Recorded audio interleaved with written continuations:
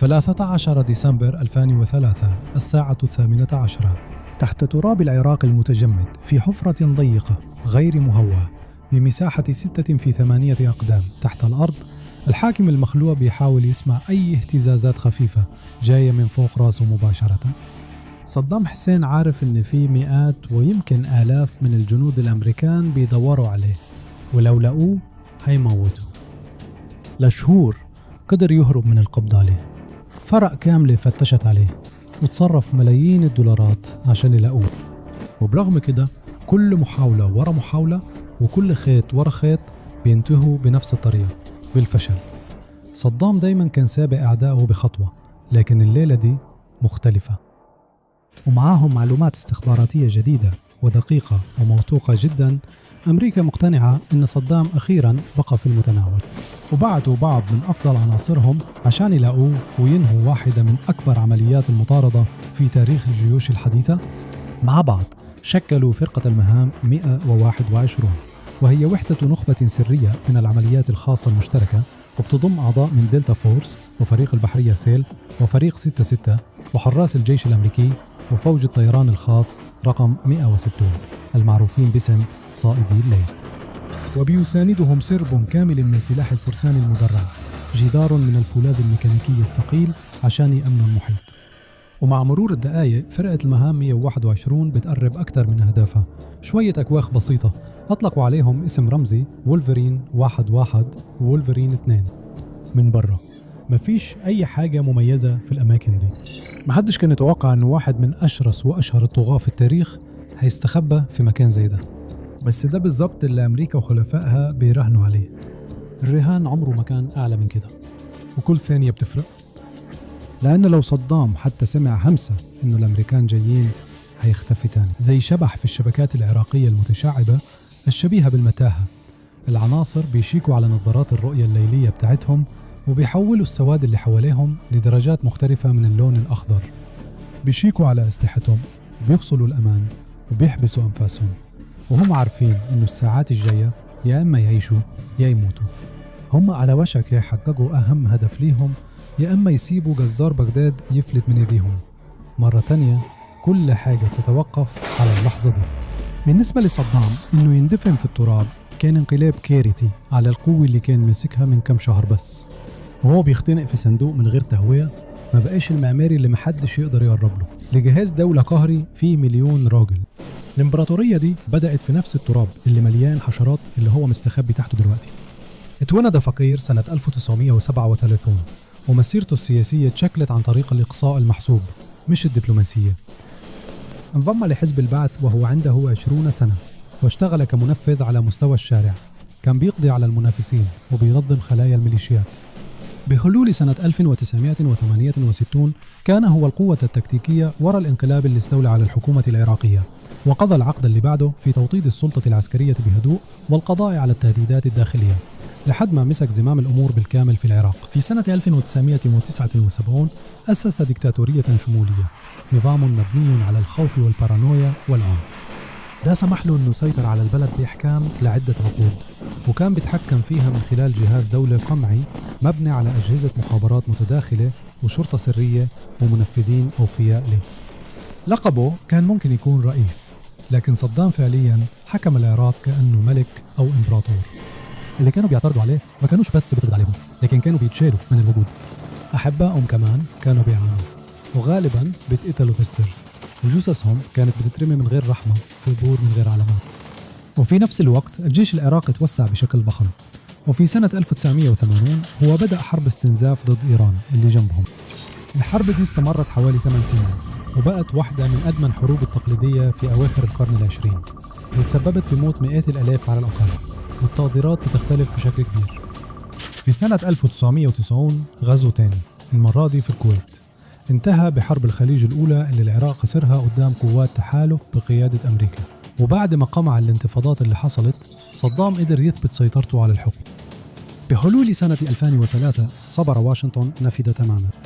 الغزو أتوافق عليه بناء على تقارير استخباراتية بتقول إن العراق عندها أسلحة دمار شامل، لكن بعد الحرب الواقع كشف إن التقارير دي كانت غلط. في اللحظة دي القرار كان نهائي. النظام لازم يتشال من جذوره.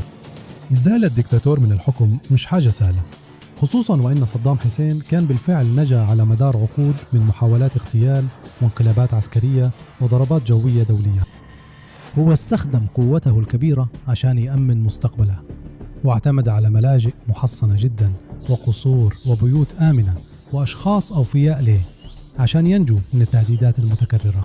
وده مع الدائرة المقربة جداً من أتباع المخلصين خلى فكرة القبض عليه تحدي شبه مستحيل. بس أمريكا ما قدرتش تتراجع.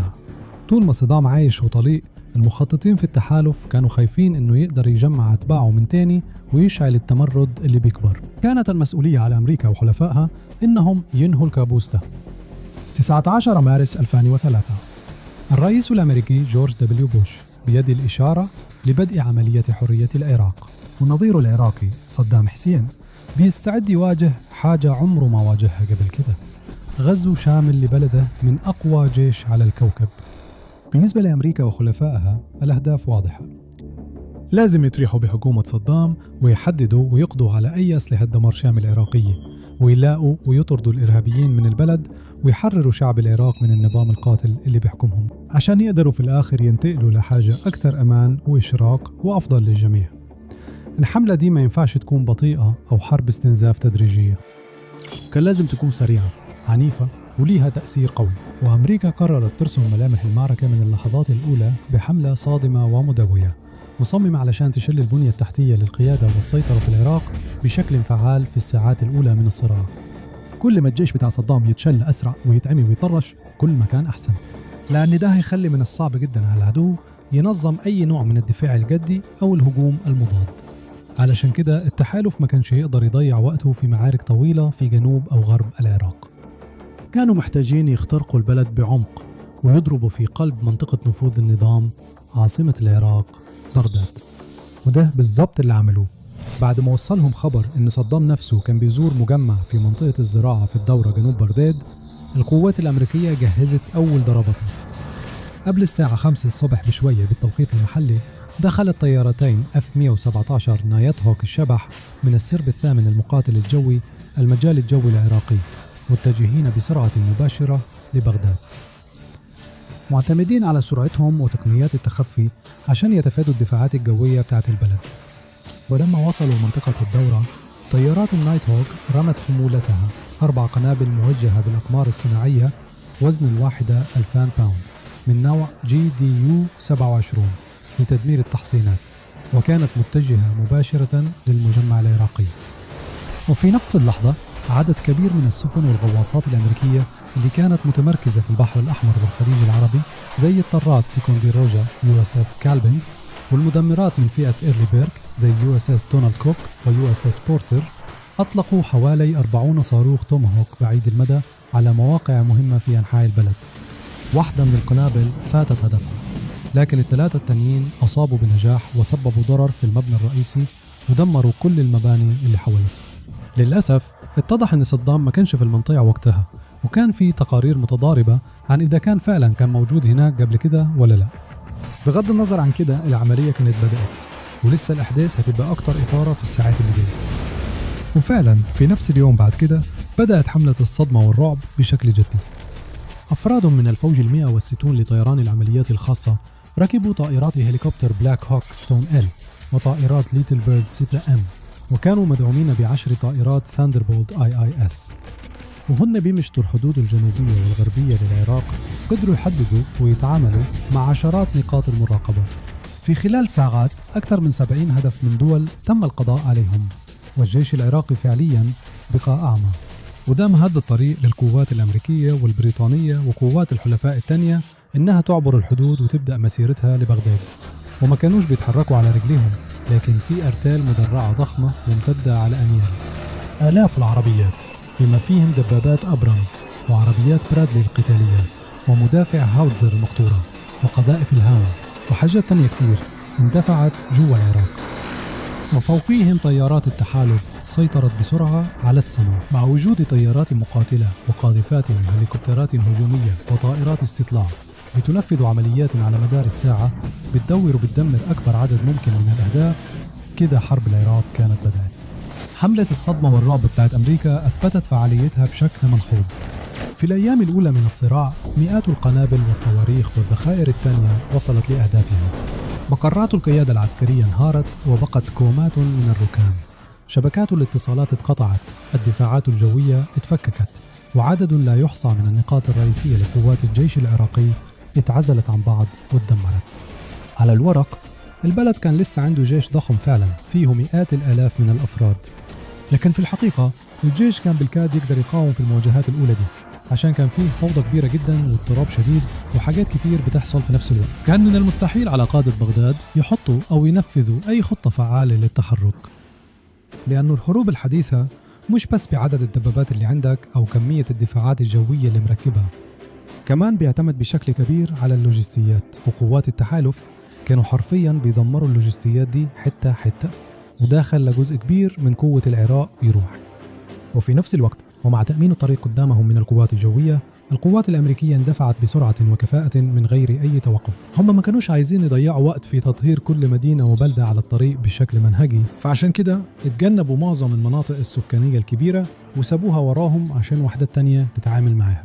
وهم في طريقهم المباشر لبغداد الرحلة ما كانتش من غير تحديات. طبعا واجهوا مقاومة على الطريق من تشكيلات الجيش العراقي ووحدات الحرس الجمهوري بتاعت صدام، وكمان قوات شبه عسكرية مختلفة. بعضهم قاتلوا بشراسة وماتوا عشان القضية اللي كانوا مؤمنين بيها، والبعض التاني رفعوا الراية البيضاء لما عرفوا انه ما عندهمش فرصة قدام قوة الجيش الامريكي اللي محدش يقدر عليها. الجنود الامريكيين كمان كان لازم يتعاملوا مع الظروف الصعبة وغير المتوقعة في الاماكن اللي كانوا بيحاربوا فيها. العواصف الترابية سببت فوضى، زي ان القوافل اتفرقت والعربيات كانت بتعاني عشان تلاقي طريقها. خطوط الإمداد كمان كان لازم تمتد أكتر وأكتر مع تقدم القوات، وده عمل مشاكل لوجستية كبيرة كانت ممكن تعطل العملية كلها. كل ميل كانوا بيكسبوه كان بيجيب تحديات جديدة، بس القوات الأمريكية فضلت مركزة على هدفها، توصل بغداد بأسرع وقت ممكن. ده كان الشيء الوحيد اللي يهمهم، وما كانوش هيسيبوا أي حاجة توقفهم. على الجانب الثاني الحكومة العراقية استخدمت سيطرتها على الإعلام الرسمي علشان تبني وتحافظ على رواية كلها تفاؤل. هما ادعوا أن القوات الأمريكية بتتدمر وأن النصر قريب جدا، لكن الكذب ده اتكشف لما بعد أسبوعين بس من بداية العملية القوات الأمريكية وصلت لأطراف بغداد. هناك كانت قوات الحرس الجمهوري الخاصة بصدام وهي النخبة مستنياهم ومستعدة لوصولهم. عملوا حلقات دفاعية حوالين المدينة وجهزوا المدفعية وطلعوا الدبابات وحشدوا آلاف الجنود. كان عندهم ميزة الأرض، لكنهم ما كانوش متوقعين نوع التكتيكات أو المعدات المتطورة اللي الأمريكان جايين بيها. بفضل مدى أسلحتهم الأطول والبصريات المتطورة وتفوقهم الجوي، القوات الأمريكية هاجمت ودمرت مواقع العراقيين قبل ما يعرفوا إيه اللي ضربهم.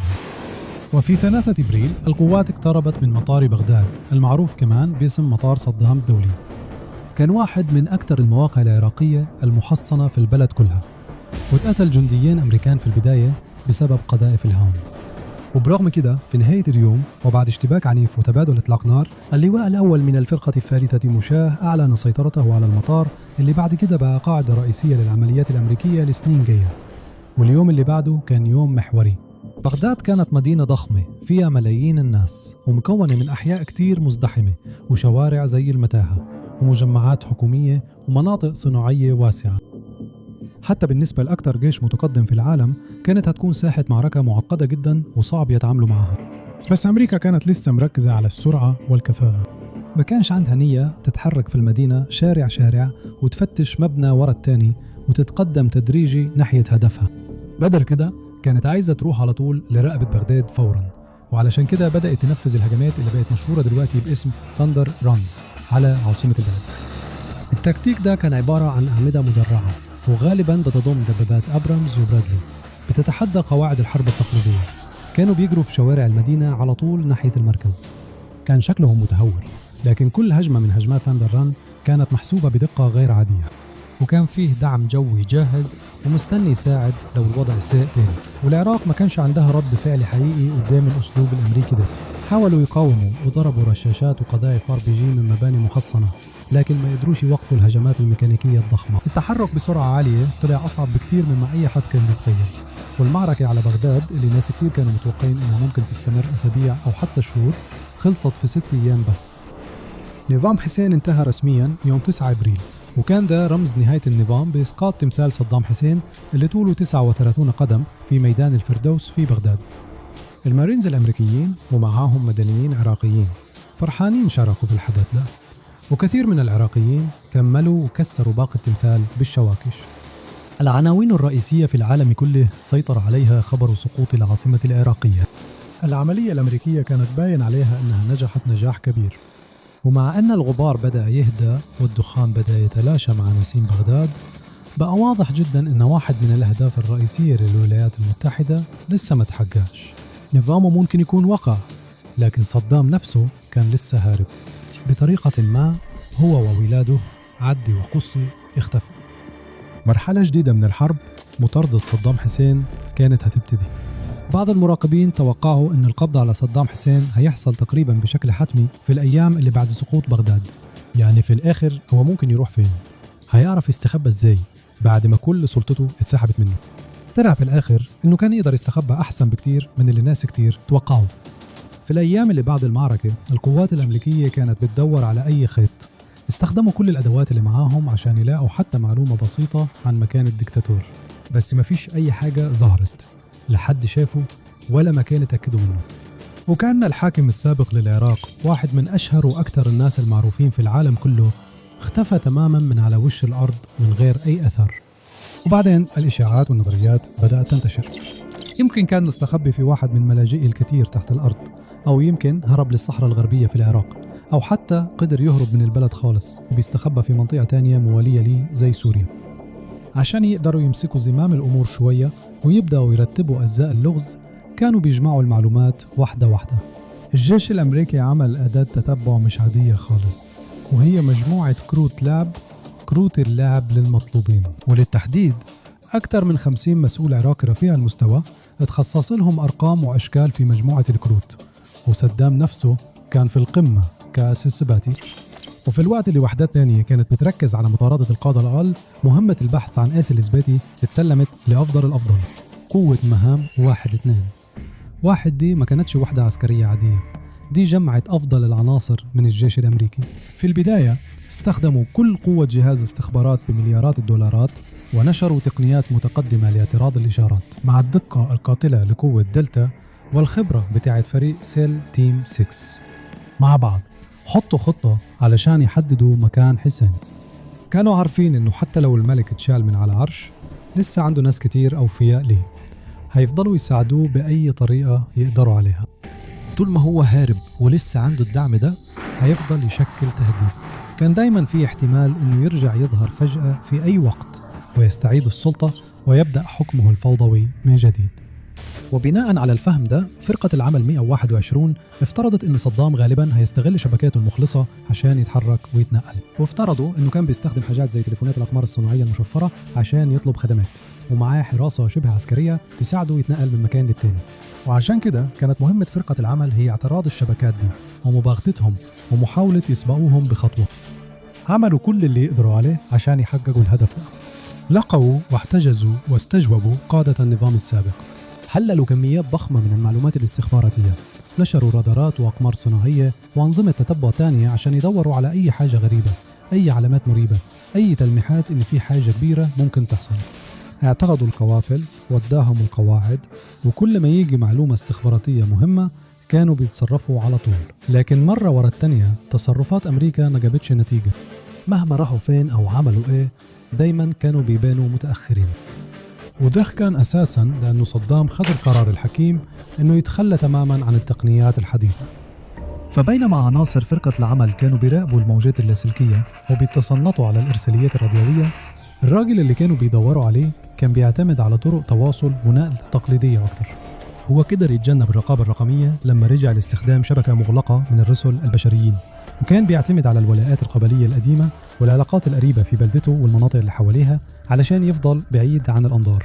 في يوليو 2003 أمريكا أخيراً لقت خيط. واحد من أصدقاء عائلة صدام المقربين قدم معلومات موثوقة عن مكان ولاد صدام عدي وقصي.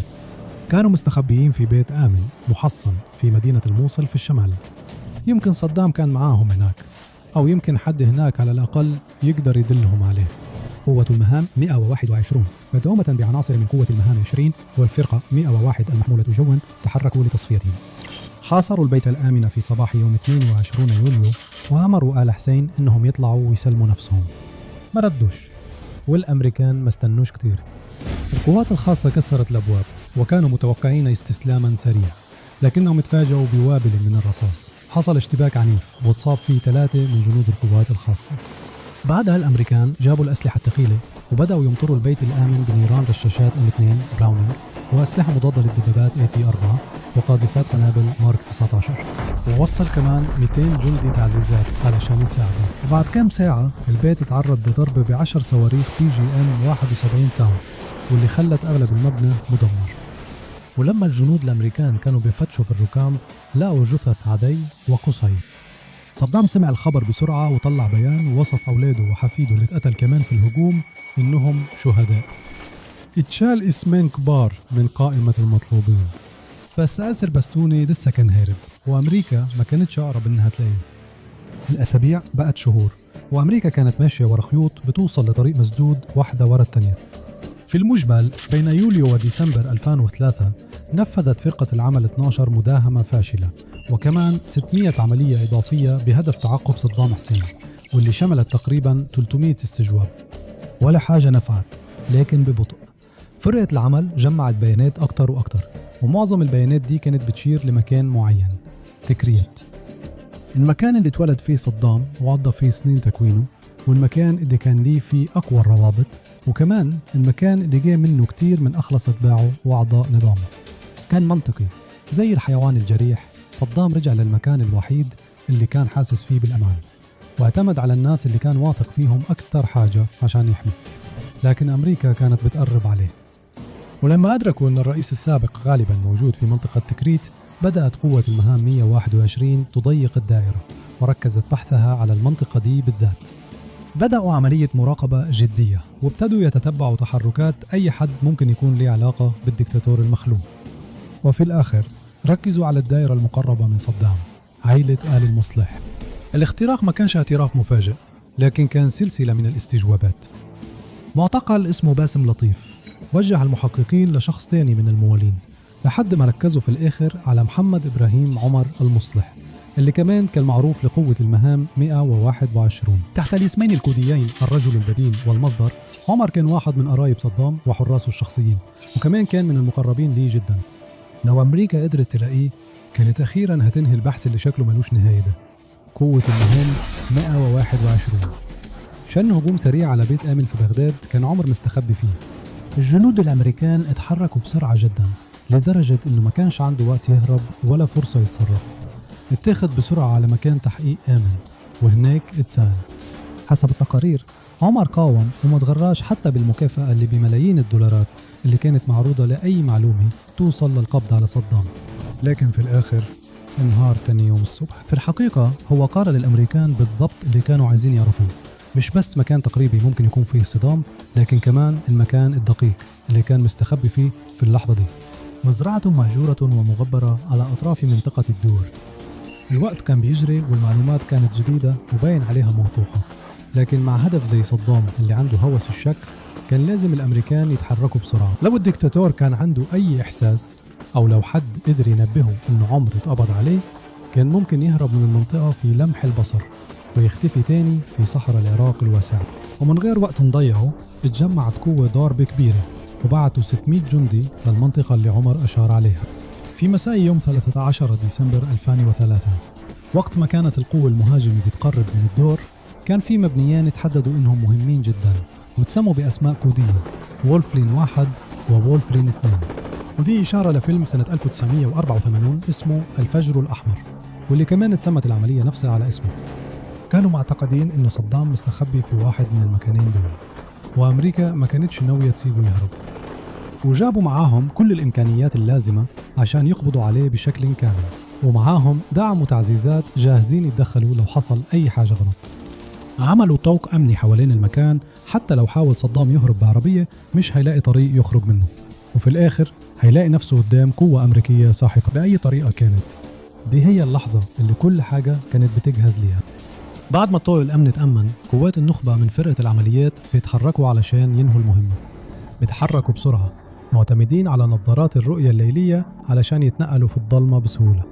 بيقربوا من وولفرين 1 وبيقتحموا المكان وهم حابسين أنفاسهم على أمل ومتوقعين يشوفوا الدكتاتور متكور في ركن، لكن لا، المكان فاضي.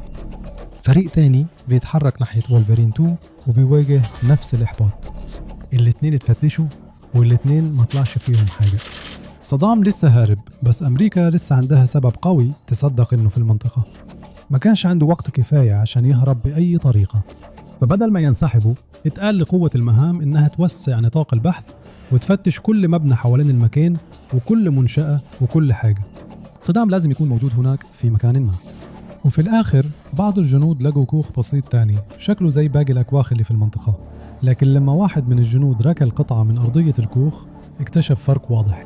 فتحة صغيرة مربعة في الأرض، حفرة اختباء، المكان المثالي لديكتاتور مطلوب وهارب يستخبى فيه. لكن قبل ما الجندي يبدأ حتى في التفتيش، ظهر زوج من الأيادي من حفرة الاختباء. كانت إيدين صدام حسين. صدام ما حاولش يهرب ولا يقاوم، كان عارف إن وقته في الهروب انتهى، اللعبة خلصت، وسلم نفسه لأعدائه. لما خرج من حفرة اختبائه كان شكله شبه مش معروف خالص مقارنة بالديكتاتور القوي اللي كان زمان.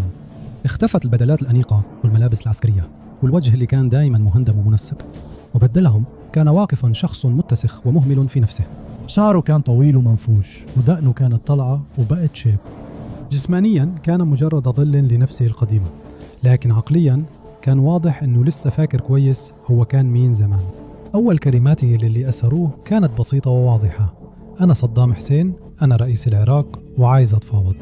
الرد اللي وصله كان ابسط: تحيات من الرئيس بوش. لما فتشوا مخبأه لقوه عبارة عن مخبأ ضيق جدا، عمقه حوالي 6 أقدام بس، وواسع بالكاد لشخص واحد يقدر ينام فيه. كان فيه فتحة تهوية بسيطة ومروحة شفط علشان يمنعوا صدام من الاختناق، بس كان بعيد تماما عن القصور الفخمة اللي كان متعود عليها في السنين اللي فاتت. الجنود كمان لقوا شوية مؤن أكل جوا، وكمان مبلغ كبير من الفلوس وكم سلاح اللي واضح إنه حسين قرر ما يستخدمهمش. تم تحميله بسرعة على هليكوبتر ونقلوه لمكان آمن. المطاردة أخيرا انتهت، ورقة الآس من البستوني اتلقت. بعد يوم الدبلوماسي الأمريكي بول بريمر قال الكلمات الخالدة: يا جماعة، قبضنا عليه. الجيش نشر لقطات وصور لعملية القبض على صدام وفحصه الطبي. الدكتاتور اللي كان الناس بتخاف منه زمان واللي كان باين عليه إنه لا يقهر وهو في عز قوته، كان شكله أضعف من أي وقت فات. اتحبس بعد كده كأسير حرب مهم، وفي الوقت ده الحكومة العراقية المؤقتة أسست إطار قضائي خاص عشان تحاكموا على الجرائم اللي ارتكبها ضد بلدهم. في سنة 2005 بدأت الإجراءات. صدام دافع عن نفسه بأقصى ما يقدر، ورد على الاتهامات اللي توجهت له بنفس الجرأة والثقة اللي كانت بتميزه وقت ما كان في السلطة، لكن مهما قال ما قدرش يواجه الأدلة الكتير اللي كانت ضده.